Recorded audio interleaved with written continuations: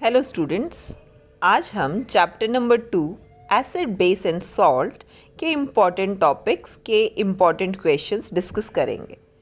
जैसा मैंने आपको पहले भी बताया था, हार्ड वर्क के साथ साथ स्मार्ट वर्क करना बहुत ज़रूरी होता है ताकि हम एग्ज़ाम्स में अच्छे मार्क्स स्कोर कर सकें। तो सबसे पहली चीज़, एसिड बेस और सॉल्ट का हमें पता कैसे चलेगा। उसके लिए जो सब्सटेंस होते हैं उन्हें हम इंडिकेटर कहते हैं। इनकी दो कैटेगरीज होती हैं, natural indicator and synthetic indicator. तो लिटमस नेचुरल इंडिकेटर का एग्जाम्पल है, सिंथेटिक इंडिकेटर का एग्जाम्पल है मिथाइल ऑरेंज एंड फिनोल्फ्थालीन। इसे अपनी एनसीईआरटी बुक में अंडरलाइन कर लो ताकि जब आपसे ये वन वर्ड क्वेश्चन पूछा जाए तो आप उसका आंसर बहुत ही आसानी से कर सकें। लिटमस सॉल्यूशन जो है वो पर्पल कलर का होता है, बना होता है फंगस और एल्गी की सिम्बायोटिक एसोसिएशन से, जिसे हम लीचन कहते हैं। देन ये इतना याद करने के बाद नेक्स्ट चीज़ जो आप याद करेंगे वो ये है ABR। ABR इसको जब हम अल्फ़ाबेटिकली है सीक्वेंस में ही रखेंगे, asset turns blue litmus paper red.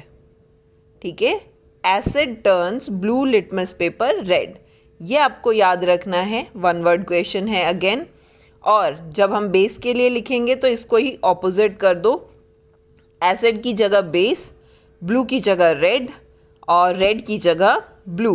तो base turn red litmus paper blue. तो ये आपकी इक्वेशन बन जाएगी। याद रखने के लिए बड़ा आसान रहता है, ABR याद रखो। उसके बाद आता है इंडिकेटर्स की एक और टाइप होती है जिसे हम कहते हैं ऑल्फैक्टरी इंडिकेटर्स। ये यहाँ पर टिक किया हुआ है। सो ये जो ऑल्फैक्टरी इंडिकेटर्स हैं, दीज ऑल्फैक्टरी इंडिकेटर्स, ये वो इंडिकेटर्स हैं जिनसे स्मेल से हमें पता चलता है कि ऑब्जेक्ट जो है वो एसिड, मतलब जो हमारे पास सब्सटेंस है वो एसिड है, बेस है या सॉल्ट है। सो इसके जो एग्जाम्पल्स हैं वो नेक्स्ट पेज पर दिए हुए हैं, वेनीला, अनियन एंड क्लोव। ये एग्जाम्पल्स हैं हमारे ऑल्फैक्टरी इंडिकेटर्स के। तो natural indicator, synthetic indicator, olfactory indicator और इनके एग्जाम्पल्स ये आपको याद करने हैं इन पेजेस पे से। नेक्स्ट क्वेश्चन देखो, क्वेश्चन आपकी बुक में ही दिया हुआ है, how do acid and base react with metal. तो इसमें ही सबसे पहली जो चीज़ आती है, acid react with metal resulting in production of salt plus hydrogen gas. Question ये भी पूछ लिया जाता है, कौन सी गैस है जो पॉप साउंड प्रोड्यूस करती है।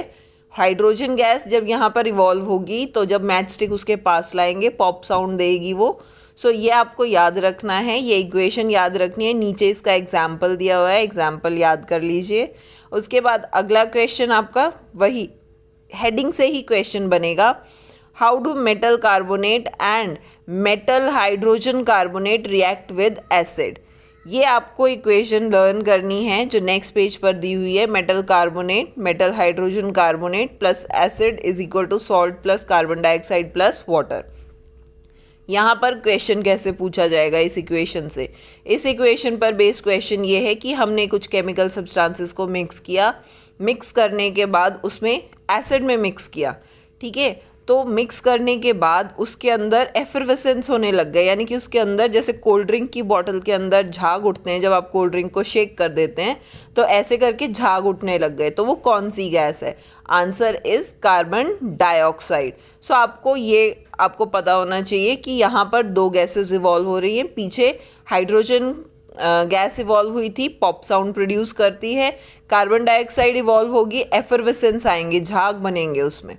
देन अगला क्वेश्चन आपका बनता है, how do acid and base react with each other. जब ये आपस में रिएक्ट करेंगे तो क्या होगा?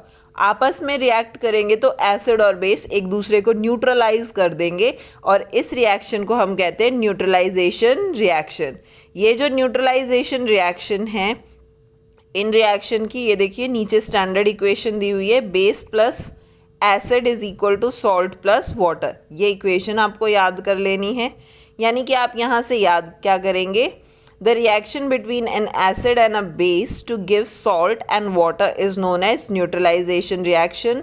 Base plus acid is salt plus water और ऊपर दी हुई इक्वेशन यानी कि NaOH प्लस HCl, ये वाली जो इक्वेशन दी हुई है ये सबसे नीचे लिखेंगे और ये आपका आंसर तैयार हो जाएगा।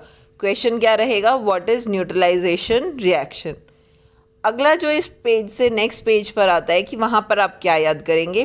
क्वेश्चन नंबर 1 याद करेंगे, why should curd and sour substances not kept in brass and copper vessels. तो अब देखो, कर्ड या सौर, खट्टी जो चीज़ें होती हैं या सौर चीज़ें जो होती हैं वो एसिडिक होती हैं। एसिड और मेटल अगर आपस में रखे जाएं तो ये देखिए, ये यहाँ आपको पीछे बताया भी गया था कि जब एसिड मेटल के साथ रखा जाएगा तो क्या बनेगा, सॉल्ट बन जाएगा प्लस हाइड्रोजन गैस बन जाएगी।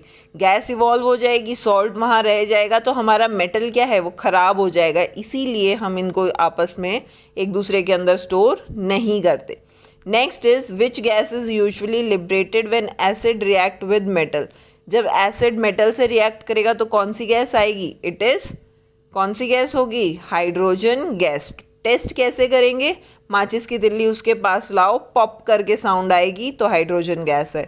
लास्ट जो थर्ड क्वेश्चन है, ये थर्ड क्वेश्चन देखो, metal compound A react with dilute hydrochloric acid to produce effervescence. Effervescence अभी मैंने आपको पीछे बताया था, कार्बन डाइऑक्साइड के बनते हैं, और कार्बन डाइऑक्साइड जो गैस है आपको पता है कंबर्शन नहीं होता उसमें। अगर कार्बन डाइऑक्साइड कहीं पर होगी तो आग नहीं जलेगी। तो फायर एक्सटिंग्विशर जो होते हैं उनमें भी यूज़ करते हैं, मोमबत्ती को बुझाना हो तो उसके लिए कार्बन डाइऑक्साइड हम फूंक मारते हैं तो हम क्या रिलीज़ करते हैं, कार्बन डाइऑक्साइड, जिसकी वजह से कैंडल जो है वो बंद हो जाती। तो यहाँ से आप ये लर्न कर लेंगे। नेक्स्ट पेज पर आ जाइए। नेक्स्ट पेज पर क्वेश्चन है, व्हाट हैपन्स व्हेन एसिड और बेस टू एन एसिड और बेस इन वाटर सोल्यूशन। अगर पानी में हम एसिड या बेस मिला देंगे तो क्या होगा। देखो, अगर हम पानी में एसिड मिलाएंगे तो एसिड में से H पॉजिटिव अलग हो जाएगा, ठीक है। जैसे कि यहाँ पर एग्जांपल दिया हुआ है HCl प्लस वाटर, तो उसमें से HCl में से H निकल गया और वो वाटर के H2O के साथ ज्वाइन हो गया, तो वहाँ पर देखो H3O पॉजिटिव हाइड्रोनियम आयन बन गया प्लस Cl अलग से रह गया। ऐसे ही जब NaOH रिएक्ट कर रहा है वाटर के साथ तो वहाँ पर क्या होगा, NaOH जब वाटर से रिएक्ट करेगा तो Na प्लस OH बन जाएगा। तो यानी कि किसी भी रिएक्शन में अगर H पॉजिटिव अगर रिलीज़ हो रहा है तो ये समझ लो एसिड है, OH नेगेटिव अगर रिलीज़ हो रहा है तो ये समझ लो केमिकल सब्सटेंस बेस है। ये आपने याद रखना है। H पॉजिटिव एसिड में रिलीज़ होता है, OH नेगेटिव बेस में रिलीज़ होता है। नेक्स्ट पेज पर आ जाओ। यहाँ पर ये इक्वेशन दी हुई है, इस इक्वेशन को लर्न कर लेंगे आप, और उसके बाद नेक्स्ट पेज के ऊपर ये देखिए आपके क्वेश्चंस दिए हुए हैं, इन क्वेश्चंस को याद करेंगे। Question number 1, 2, 3 and your question number 4। ये 4 क्वेश्चन आपने यहाँ से लर्न करने हैं। थोड़ा सा हिंट मैं आपको फटाफट दे देती हूँ। Why do HCl HNO3 show acidic reaction in aqueous solution while solution of compounds like alcohol glucose do not show. देखो, अब एक्वस सोल्यूशन, एक्वस वही जो अभी पीछे पढ़ा, पानी में अगर एसिड या बेस डालते हैं तो वो वाला इक्वेशन बना। HCl में से H निकलेगा, HNO3 में से भी H रिलीज होगा, यानी कि ये दोनों क्या हो गए, एसिड हो गए। लेकिन compound like alcohol and glucose, इनमें से ना तो H पॉजिटिव निकलता है ना OH नेगेटिव निकलता है, ना तो ये एसिड है ना तो ये बेस है। तो क्योंकि ये एसिड बेस नहीं है इसीलिए ये रिएक्शन भी शो नहीं करेंगे। HCl HNO3 क्योंकि एसिड है, H पॉजिटिव आयन रिलीज करते हैं, ये रिएक्शन शो करेंगे। Next question is, why does an aqueous solution of N acid conduct electricity. Acid जो है वो कंडक्ट क्यों करेगा, because of presence of H positive ions. H positive ions water के साथ कंबाइन करके H3O पॉजिटिव हाइड्रोनियम आयन बनाते हैं, उस हाइड्रोनियम आयन की वजह से इलेक्ट्रिसिटी कंडक्ट होगी। Why does dry HCl does not change the colour of dry litmus paper. Dry litmus paper का HCl कलर चेंज क्यों नहीं करेगा, क्योंकि कंडक्ट करने के लिए उसे मीडियम चाहिए। H पॉजिटिव जो है वो H2O के साथ रिएक्ट करेगा तभी हाइड्रोनियम आयन बनेगा ना। तो अगर वो ड्राई है तो H अलग ही नहीं होगा Cl से, और जब तक वो अलग नहीं होगा रिएक्शन शो नहीं करेगा। Next is diluting N acid, why it is recommended that acid should be added to water, not water to the acid। Again अगर हम वाटर एसिड में डालेंगे बहुत विग्रस रिएक्शन होगी, बर्न होने के चांसेस रह सकते हैं। इसीलिए हम वाटर में जो है उसके अंदर थोड़ा थोड़ा करके एसिड मिलाते हैं और उसे स्टेयर करते रहते हैं ताकि एसिड उसके अंदर अच्छे से मिलता रहे। देन नेक्स्ट इज़ कि हमें पता कैसे चलेगा कि कौन सा सब्सटेंस एसिड है कौन सा बेस है, तो उसके लिए आ जाता है यूनिवर्सल इंडिकेटर। यूनिवर्सल इंडिकेटर के बारे में जो क्वेश्चन पूछे जाते हैं, सबसे पहली चीज़ यूनिवर्सल इंडिकेटर की रेंज कहाँ से कहाँ तक होती है। तो ये नीचे देख लो फिगर 2.6, ये आपकी की फिगर है, ये आपको याद होनी चाहिए। यहाँ 7 पर न्यूट्रल लिखा हुआ है, ठीक है, एक तरफ 0 लिखा हुआ है, एक तरफ 14 लिखा हुआ है, तो इसकी रेंज हो जाएगी 0 to 14। न्यूट्रल सब्सटेंस होगा 7 पर। एसिड जो है वो कहाँ से कहाँ तक होंगे, 0 से 6.9 तक। बेस कहाँ से कहाँ तक होंगे, 7.1 से 14 तक। ये चीज़ याद रखनी है आपने, ये एग्ज़ाम में पूछी जाती है। देन उसके बाद जैसे जैसे हम 7 से 0 की तरफ जाएंगे H पॉजिटिव आयंस बढ़ते जाएंगे, एसिड स्ट्रॉन्ग होता जाएगा। वैसे ही 7 से जब हम 14 की तरफ जाएंगे OH नेगेटिव आयंस बढ़ते जाएंगे, उसकी वजह से क्या होगा, बेस जो है वो स्ट्रॉन्ग होता जाएगा, यानी कि स्ट्रॉन्ग एसिड 0 की तरफ होगा, स्ट्रॉन्ग बेस 14 की तरफ होगा। और वाटर न्यूट्रल होता है, वाटर कहाँ पर होगा, 7 पर होगा।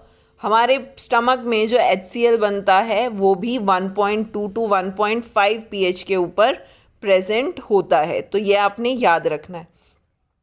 नेक्स्ट पेज पर आ जाइए। नेक्स्ट पेज पर यहाँ पर ये दिया हुआ है, देखिए ब्रैकेट लगाया हुआ है मैंने। Acid that give rise to more H positive ions are stronger.